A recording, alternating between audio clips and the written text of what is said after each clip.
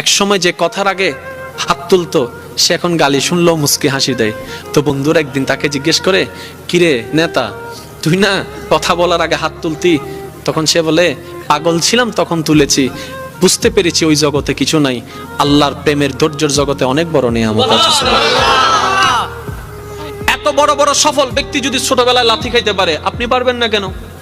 আর সবার কথা বাদ দেন, ও নবী, আপনি শুধু একবার বলতেন জিবরাইল উল্টাই দিত, আপনি বললেন না কেন? নবী রাহমাতুল্লিল আলামিন বলে, পাওয়ার থাকার পরও যে পাওয়ার দেখায় না সে তো সত্যিকার পাওয়ারফুল ব্যক্তি। সুবহানাল্লাহ।